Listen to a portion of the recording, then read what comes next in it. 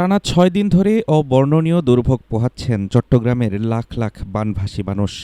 পানি কিছুটা কমলেও গতকালের নতুন করে বৃষ্টি যেন বাড়িয়ে দিয়েছে পাহাড় সমসংখ্যা।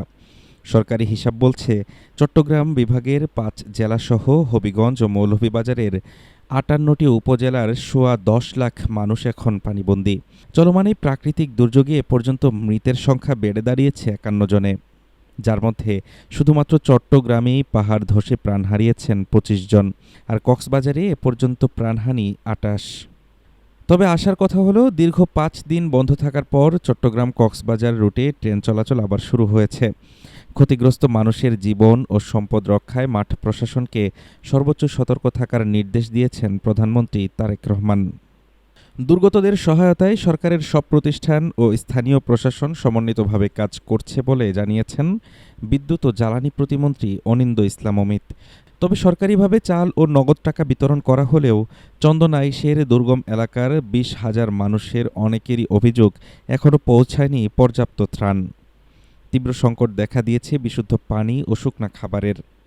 এদিকে পাহাড়ি জেলা বান্দরবানে ধীরগতিতে পানি নামলেও বেইলি ব্রিজ ভেঙে যাওয়ায় রাঙামাটির সাথে সরাসরি সড়ক যোগাযোগ এখনও বিচ্ছিন্ন। রোমা, থানচিসহ ৫ উপজেলা এখনও বিদ্যুৎ ও নেটওয়ার্কহীন। খাগড়াছড়িতে পানি দ্রুত নামায় ছোট যানবাহন চলাচল শুরু হলেও কৃষকের ফসলি জমি এখনও পানির নিচে।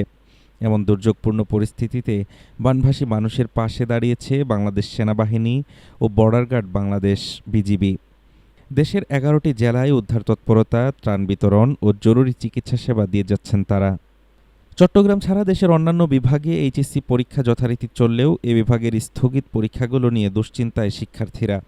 বানভাসী মানুষের ঘরে এখন পানি কমতে শুরু করলেও আগামী দিনগুলোতে পুনর্বাসন, বিশুদ্ধ পানির অভাব দূর করা এবং মহামারীর রোগব্যাধি রোখায় এখন স্থানীয় প্রশাসনের সবচেয়ে বড় চ্যালেঞ্জ। হাফিজুর রহমান তুষার, ঢাকা টুডে।